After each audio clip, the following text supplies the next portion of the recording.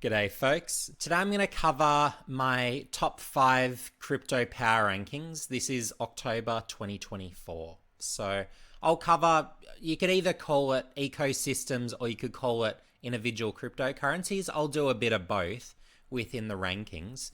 But essentially, and of course, this is no financial advice, but at least these are the 5 cryptocurrency ecosystems that I'm focusing my funds on as we speak. Because I believe ultimately over the next 12 to 15 months during the upcoming bull market, or you could even call it bull market that we're in to a degree, I believe these will be the most profitable ecosystems and possibly coins within those ecosystems. So no doubt there will be other cryptocurrencies that perform, but at least from my research, these are cryptocurrencies where at least I feel comfortable putting my funds, and at least I can sort of develop a game plan. So my intention today isn't so much for you to go out and buy any of these cryptocurrencies, but look, if it brings them to your awareness potentially, and then you go on and do a bit more research, well, that's a great sort of outcome, I suppose.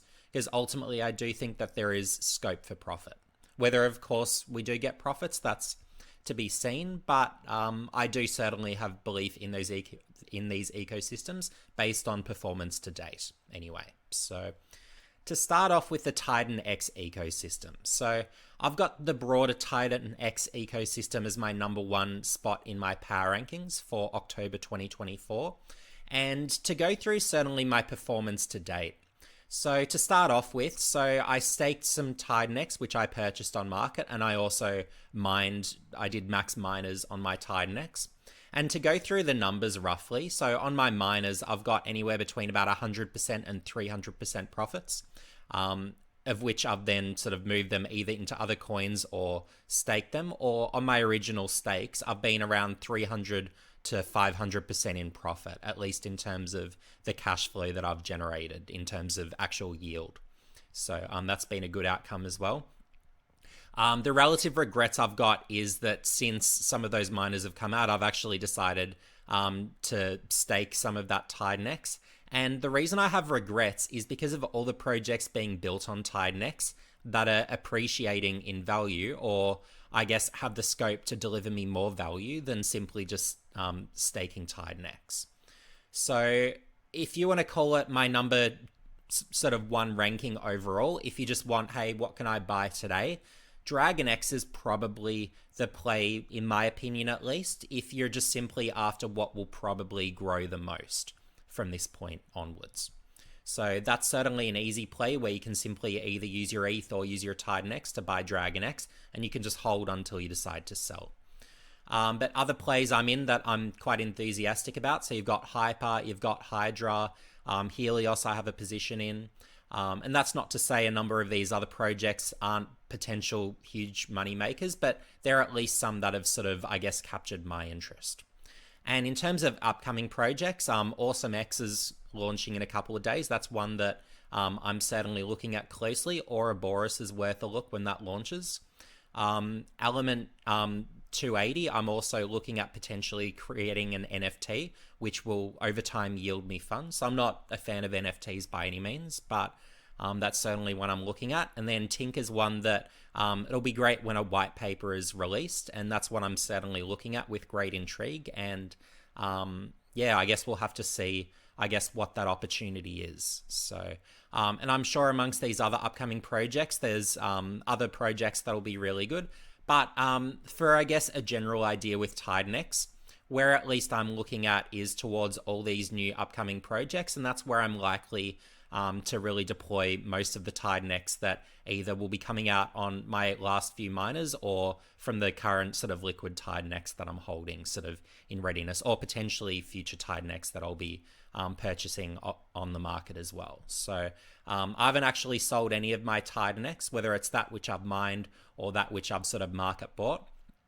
But of course, I'm taking sort of the yield in ETH that I'm receiving from my stakes, and then yeah, I'm probably going to actually convert that back into Titan X. Certainly to date, all the ETH that I've got in rewards, I've moved back into Titan X, whether it's to start more miners or to potentially market buy Titan X, depending on at the time what's the better option. And at the moment, it's looking like market buying Titan X is the play, at least in my opinion. But Of course, you do your own maths and do your own calculations. But for those looking at TitanX, look at TitanX Hub. It's by Mike Dean. So make sure you keep tracking this. Keep tracking the dates and what's new and what's coming up. Check the white papers. You can click them here. But ultimately, I do see TitanX as just with the sheer amount of building that's happening on the ecosystem, the sheer amount of burning of TitanX, and the opportunities to earn either yield or get substantial growth is really appealing. Because ultimately, if you've got currencies that are either deflationary and or deflationary and earning yield, well, they're really the opportunities that you want.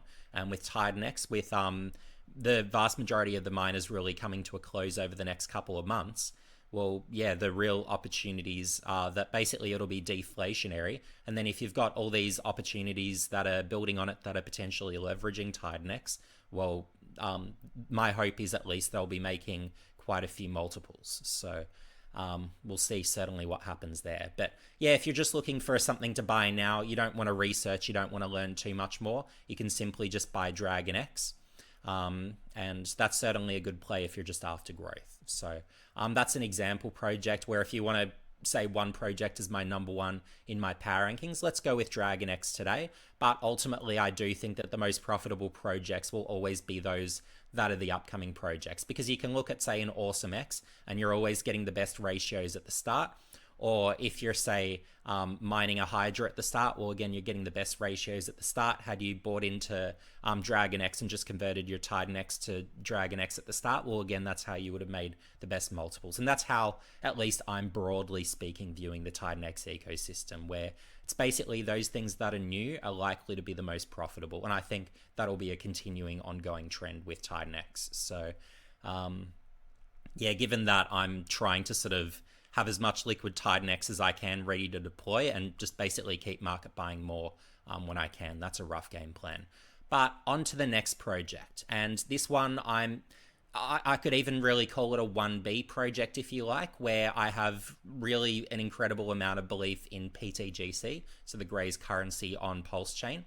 And if you look at simply what's happened on the price chart, is you can see how many zeros we've gotten rid of over time and how much growth we've had. So it's really grown substantially over the last sort of couple of months roughly. And really with PTGC, what we're looking at is a deflationary currency that is also earning yield. So even if you're just holding liquid in your wallet, you're actually earning yield on PTGC. If you're staking, you're earning more yield. If you're time locking, you're earning even more yield. So it's a wonderful opportunity. And look, within the Grays ecosystem, you do have a number of other coins. So you've got Alien, you've got Enki, you've got UFO, which is a sort of liquidity opportunity where you can potentially pair it to then earn some pulse. So there's a number of opportunities. But look, within the Grays ecosystem, the one that I'm certainly sort of most invested in and feel I will continue to invest the most in ongoing from here is PTGC. So but there are, even beyond sort of those coins I've mentioned, many others. Burn has been really successful. We've had X, which is another one that's been created. So there are a few sort of top of mind to sort of look into. But it's PTGC is one that I'm really glad I've called in previous videos, as with TitanX and the TitanX ecosystem. So I'm glad that I've been able to, I guess, really retain these same coins even a year on in my rankings, and to really see this level of performance as well from my holdings. It's fantastic, and I see no reason that with PTGC, given it's deflationary and it's earning yield, that will change.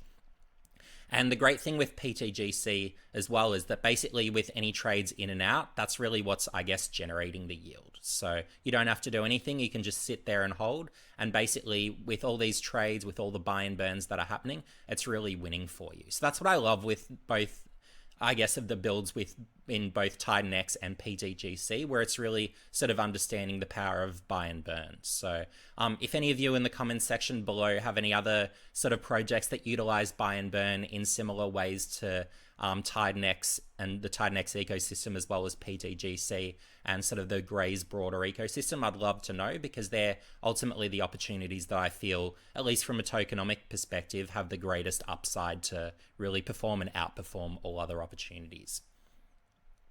Moving on to number 3 in my power rankings. So I'm really looking at those opportunities that leverage on the power of the Richard Hart coins. So you'll notice if you're looking ahead really at the projects that I'm talking about here, a lot of it really, other than I guess the Titan X ecosystem, is on Pulse Chain.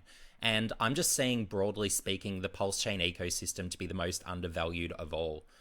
And whether it's, and even the main coins in particular, whether it's your Pulse Chain, Pulse X, Hex, for me, greatly undervalued in each case.